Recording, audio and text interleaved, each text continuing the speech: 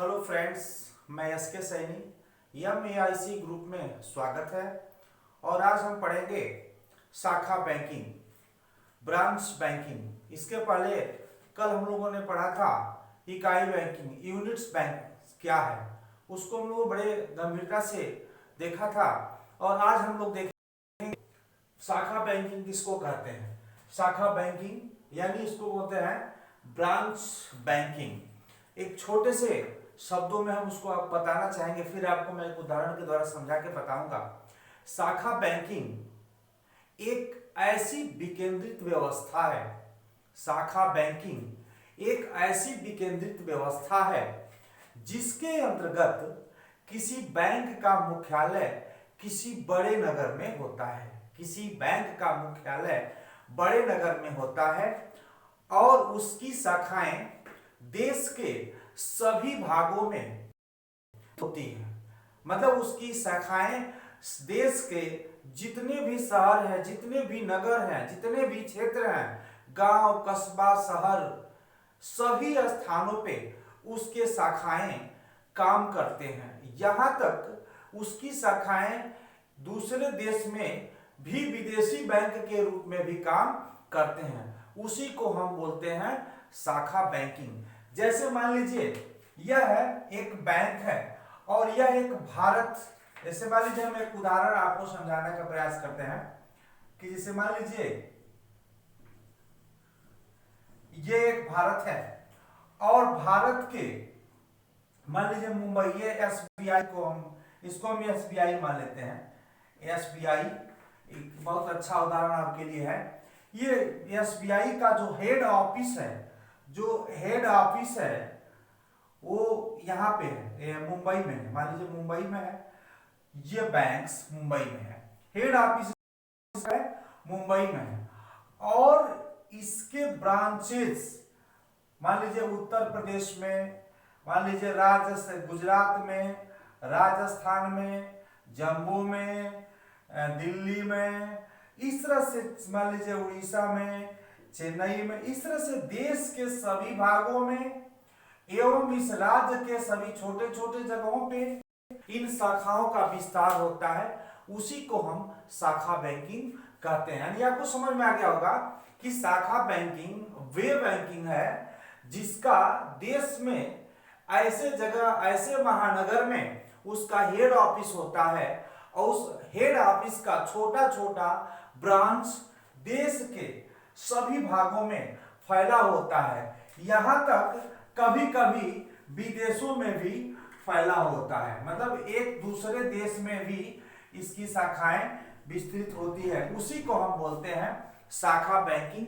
और उन सभी का नियंत्रण, उन सभी का संचालन, सभी का कंट्रोलिंग पावर हेड ऑफिस से किया जाता है। जितने भी नीतियां इसके अंतर्गत बनाई जाती हैं वो सभी नीतियां यहाँ से उनको एक मैसेज थ्रू उनको बताया जाता है और सभी नीतियों का पालन हेड ऑफिस से ही संचालित किया जाता है। और सभी शाखाएं अपनी गतिविधियों को हेड ऑफिस से जोड़ने का काम करती है, बताने का काम करती है। उसी को हम बोलते हैं, क्या बोलते हैं, शाखा बैंकिंग, यानी हम ब्रांच बैंकिंग बोलते हैं। आपको समझ में आ गया होगा कि शाखा बैंकिंग एक ऐसी विकेंद्रित व्यवस्था है जिसके अंतर्गत किसी बैंक का मुख्यालय किसी बड़े नगर में स्थित होता है और उसकी शाखाएं देश के अंतर्गत सभी जगह पे वितरित होती है, विस्तारित होती है। और उस सभी शाखाओं पे इस हेड ऑफिस का उस पे नियंत्रण होता है। यह एक देश से दूसरे देश में भी फैला होता है। इसी को हम बोलते हैं शाखा बैंकिंग।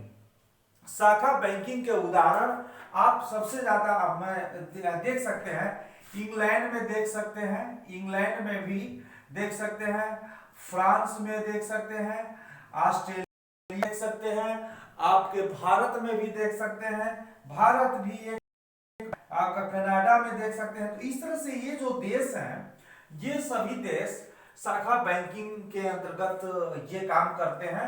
अमेरिका का हमने कल उदाहरण बताया था।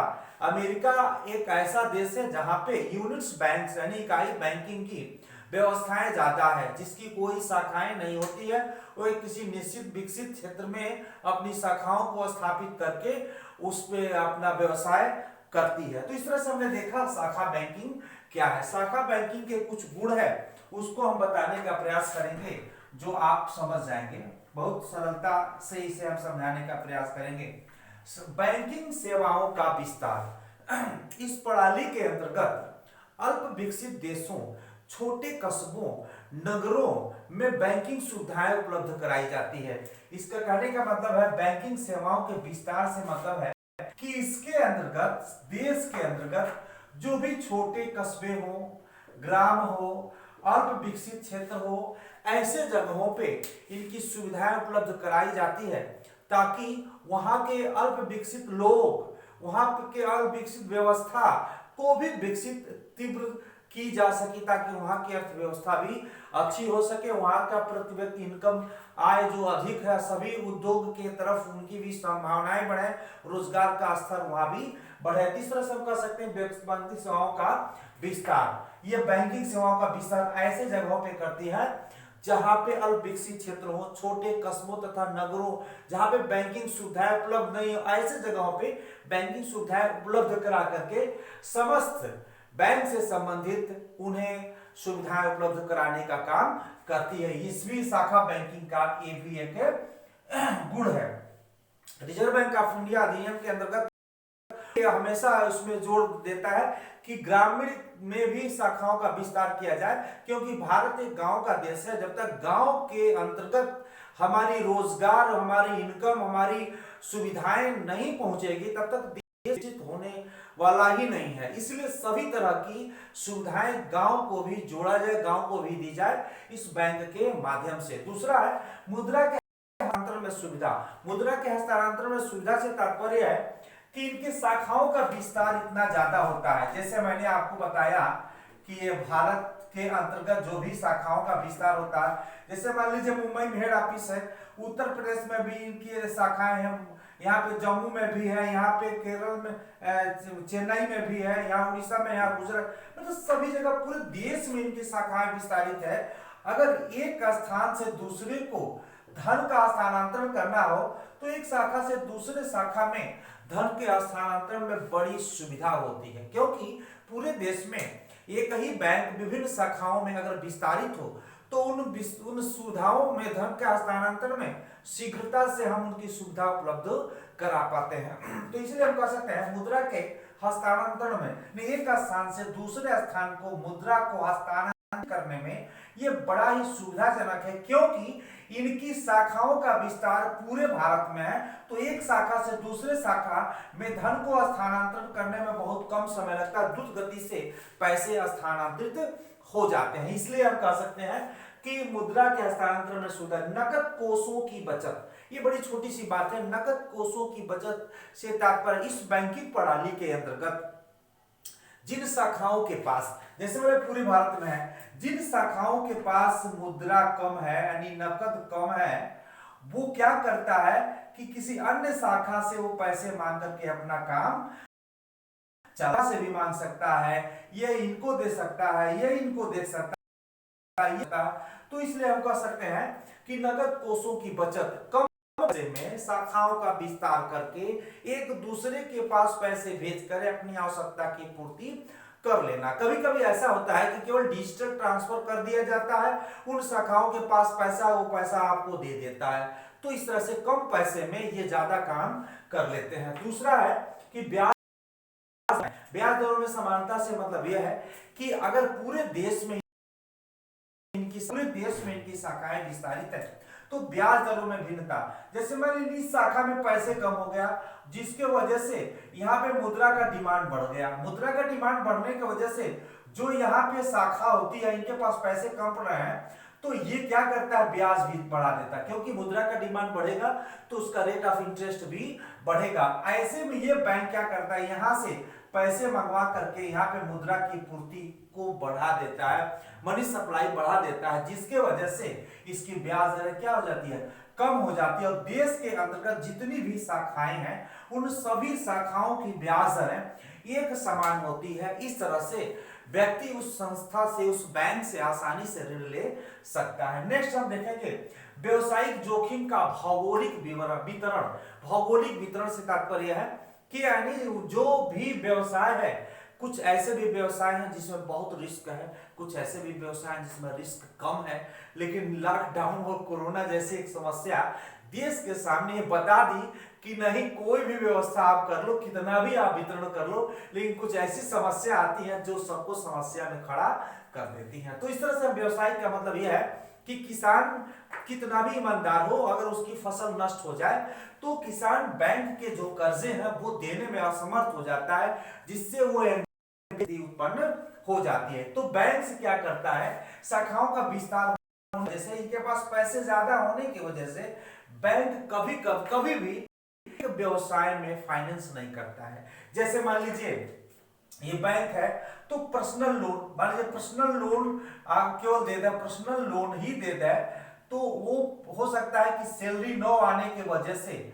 उनके जो लोन है यहाँ पे, मतलब जो किस्त है, ईएमआई है, मंथली इंस्टॉलमेंट है, वहां पे न पहुंचे, जिससे वो एनपीए होने की संभावना बढ़ जाती है। अगर 3 महीना नहीं दिया तो एनपीए में वो उसकी गणना हम करना शुरू कर देते हैं। लॉकडाउन में तो थोड़ा सा उसकी व्यवस्थाएं बढ़ा दी गई, 180 दिन कर दी गई है, लेकिन 90 दिन में एनपीए की गणना हम शुरू कर देते हैं।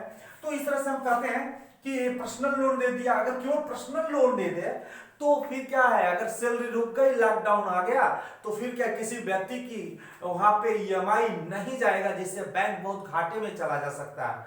मान लीजिए केवल कृषि क्षेत्र में फाइनेंस कर दे, बाढ़ आ गया, अकाल पड़ गया, कोई महामारी आ गई, कोई इस तरह से प्राकृतिक आपदा आ गई जिससे किसान के सारे फसल नष्ट हो गए, तो किसान ऋण वापसी नहीं कर सकता है। ऐसे में अगर केवल हम एजुकेशन लोन में कर दें तो हो सकता है कि उससे भी हमारी कभी वो जो एजुकेशन ग्रुप से पैसे आने भी बन सकते हैं। हो सकता है मैं केवल कार लोन कर दूं, मैं परिवहन लोन कर दूं, लॉकडाउन आ गया जिसकी वजह से सारे परिवहन क्या है, बंद है, जो हमारी रिटर्निंग नहीं हो सकती है। तो इस तरह से क्या करता है ये बैंक से व्यवसायिक जोखिम का भौगोलिक विवरण, यानी जिस व्यवसाय में जोखिम कम हो उसमें ज्यादा फाइनेंस करता है, जिस व्यवसाय में जोखिम ज्यादा हो उसमें कम व्यवसाय करता है। यानी अपने लोन को, जो ऋण है वो सभी क्षेत्रों में, जैसे मान लीजिए एक बैंक्स है, ये बैंक्स है तो क्या करता है, मान लीजिए होम लोन भी ये दे देगा, मान लीजिए कार लोन भी दे देता है, एजुकेशन लोन भी दे देगा, ये मतलब एग्रीकल्चर लोन भी देगा। इस तरह से हम कह सकते हैं कि पर्सनल लोन भी दे। तो क्या करता है, अपने लोन के क्षेत्र को सभी में थोड़ा सभी में दे देता है। अगर ये भाग नहीं दे पाता तो यहाँ से रिटर्न नहीं आएंगे, ये नहीं आएगा तो यहाँ से, तो यानी कोई ना कोई जो स्रोत है वो उनके रिटर्निंग का स्रोत, ईएमआई इंस्टॉलमेंट उनको आने का स्रोत बना रहेगा, जिससे बैंक्स का कारोबार चलता रहेगा, प्रभावित नहीं होगा। तो ये भी शाखा बैंकिंग का एक बहुत बड़ा गुण है। नेक्स्ट, कर्मचारियों को उचित प्रशिक्षण। समय समय पे ये बैंक्स अपने कर्मचारियों को प्रशिक्षण दिलाता रहता है ताकि उनकी कार्यकुशलता में वृद्धि हो और वह कम समय में ज्यादा काम करे, जिससे उनकी लागत कम आए।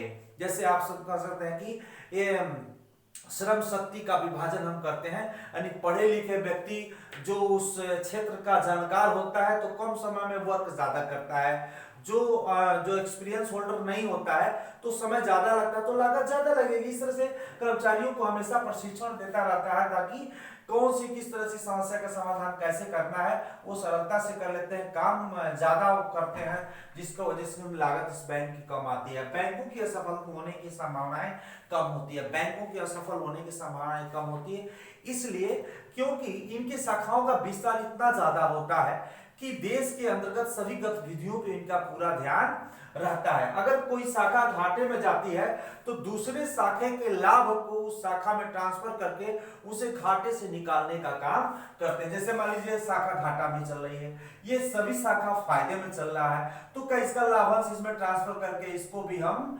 औसत मतलब उसको भी सही कर देंगे ताकि ये संस्था भी चलती रहे। इस तरह से हम कह सकते हैं बैंकों के असफल होने की संभावनाएं कम होती है क्योंकि इनकी जो नेटवर्किंग बहुत ज्यादा होती है, इनका इनकम ज्यादा होता है, इसलिए ऐसे बैंक्स फेल होने की संभावना, जैसे स्टेट बैंक ऑफ इंडिया की देख लीजिए, भारत का एक नंबर का स्टेट बैंक ऑफ इंडिया, इनके शाखाओं का भी विस्तार बहुत ज्यादा है। तो इस तरह से हम कह सकते हैं कि ऐसे बैंक असफल होने की संभावना बहुत कम रहती है। नेक्स्ट आप देखेंगे कि सरकारी नियंत्रण में सुविधा, यानी सरकार के अंतर्गत छोटे मोटे जो भी कार्य होते हैं इन बैंकों के अंतर्गत कर दिए जाते हैं, सुविधाएं उनको प्रदान की जाती है और सरकार के नियंत्रण में कार्य करते हैं, जिससे देश की प्रगति होती है। इसकी गुण है, क्योंकि जहां पे सरकार के सिस्टम नहीं होता है, बैंक होता है, क्योंकि शाखाएं देश के सभी ग्राम नगर सभी जगह पे ये विद्यमान है, जो देश की आर्थिक व्यवस्था में ये बड़ा ही अपना योगदान करते हैं। नेक्स्ट, पूंजी की गतिशीलता में वृद्धि। पूंजी की गतिशीलता में वृद्धि से तात्पर्य है कि इनके जो सिस्टम, फाइनेंशियल सिस्टम है, स्थानांतरण सिस्टम है, बड़ी तेजी से, बड़ी इनकी गति तेज है, क्योंकि सभी शाखाएं पूरे देश में बिखरी हुई फैली हुई है। तो इसलिए पूंजी की गतिशीलता, एक स्थान से दूसरे स्थान को भेजने में इनको समय कम लगता है, तो समय कम लगेगा तो वहां पर उद्योग, व्यापार, कृषि आदि सभी क्षेत्रों में चहुमुखी विकास होगा, जिससे देश की अर्थव्यवस्था विकसित होगी। इस तरह से हम कह सकते हैं कि इसके अंतर्गत गुण भी हैं और कुछ इसके मतलब दोष भी हैं। थोड़ा सा दोष को भी हम जानने का प्रयास करते हैं। देखिए, अच्छाई भी है और थोड़ा बहुत हर सिस्टम में बुराई भी है, कहीं न कहीं कमियां भी हैं। तो अब ये देखते हैं कि कमियां कितनी है और उसमें अच्छाई कितनी है, उस हिसाब से हम चलते हैं। तो इसमें देखते हैं दोष, एकाधिकार को बढ़ावा देना, यानी इसमें है मोनोपोली की स्थिति आ जाता है। अधिकार प्रवृत्ति को बढ़ावा देना, अधिकार प्रवृत्ति को बढ़ावा देना, ये दोष। इसका मतलब क्या है? एकाधिकार, मोनोपोली। अगर देश के अंतर्गत इनकी ही केवल शाखाएं रहेगी, तो अन्य जो छोटे मोटे और जो कमजोर बैंक्स हैं वो क्या हो जाएंगे? ये फेल हो जाएंगे, उनको फेल कर देंगे। तो अन्य लोगों का विकास संभव नहीं है, क्योंकि इतना बड़ा इसका के पास इतना ज्यादा कैपिटल है, जिससे छोटे मोटे कैपिटल वाले बैंक्स उनके सामने क्या हो जाएंगे? फेल हो जाएंगे, क्योंकि सुविधाएं नहीं दे पाएंगे, उनके पास कैश नहीं हो पाएगा। इस तरह से हम कह सकते हैं एकाधिकार। तो सभी छोटे मोटे बैंक जब बंद हो जाएंगे तो इनका मोनोपोली हो जाएगा और अपने हिसाब से क्या करेंगे? अपने हिसाब से ब्याज दर का निर्धारण करेंगे, अपने हिसाब से उसका जो शुल्क वसूल करेंगे, कस्टमर का शोषण करेंगे। तो इस तरह से हम कह सकते हैं इसके अंदर दोष भी है कि एकाधिकार प्रवृत्ति को बढ़ावा मिलता है। और दूसरा है प्रबंध में कठिनाई। दूसरा है प्रबंध में कठिनाई।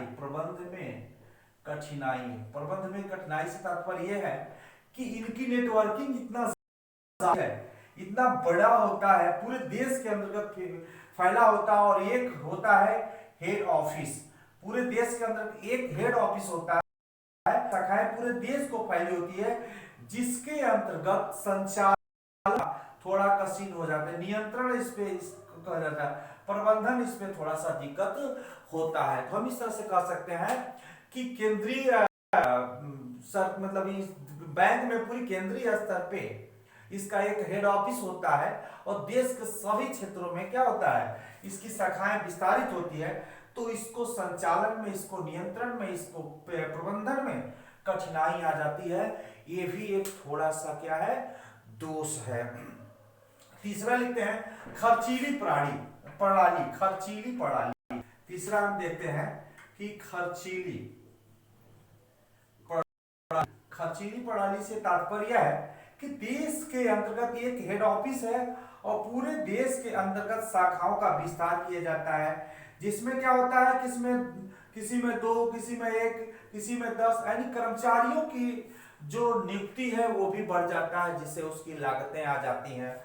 उसके लिए ऑफिस का निर्माण कराना पड़ता है, उसके लिए स्टेशनरी का खर्चे, उसके लिए अन्य जो सुविधाएं हैं वो सभी खर्चे बढ़ जाते हैं, जिससे उनकी इनकम कम होती है और लागत बढ़ जाता है, जिसके वजह से हम कह सकते हैं कि खर्चीली प्रणाली है। क्योंकि देश के अंतर्गत, क्योंकि गवर्नमेंट का भी दबाव होता है कि आपको सभी क्षेत्रों में आपकी शाखाओं का विस्तार करना है, गांव और में ऐसे क्षेत्रों में शाखाओं का विस्तार करना है जिस क्षेत्र में व्यक्तियों के पास इनकम है, जहाँ की स्टैंडर्डता कम है, उनकी आय का जरिया कम है, ऐसे भी जगह पे।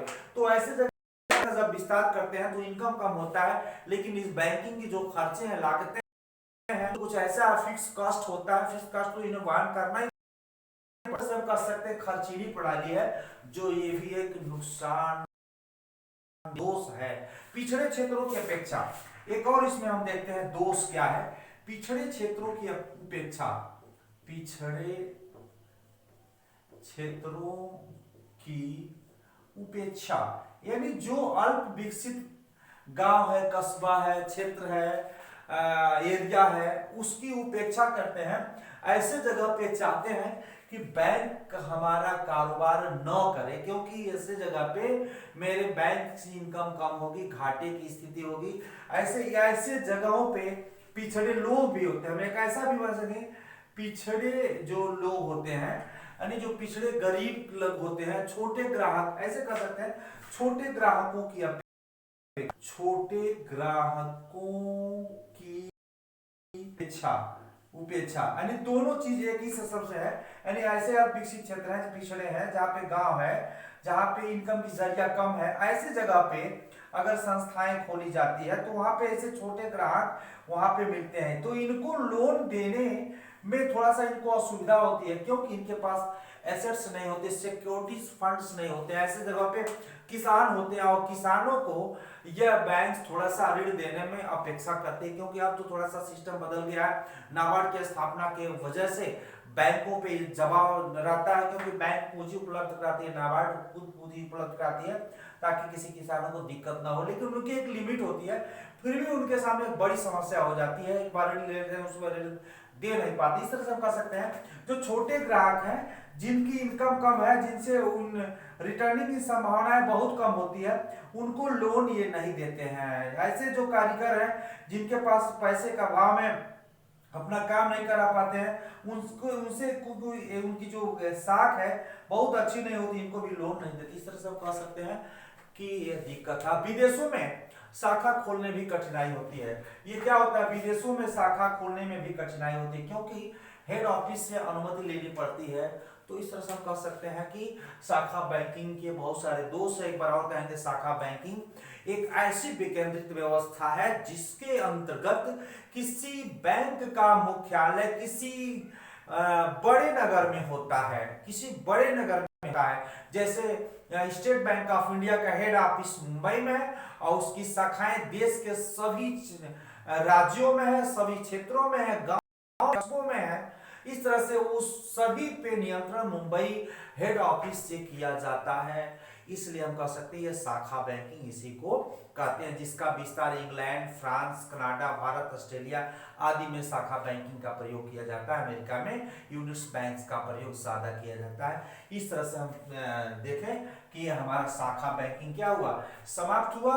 और नेक्स्ट वीडियो, नेक्स्ट चैप्टर के लिए हमारा चैप्टर भी समाप्त हो गया, यानी first lesson UP board commerce banking का समाप्त हुआ। और चाहेंगे ज्यादा से ज्यादा अपने दोस्तों को शेयर करें ताकि वो भी इस लॉकडाउन का लाभ उठा सके। मैं एस के सैनी आपको पुनः धन्यवाद देता हूं।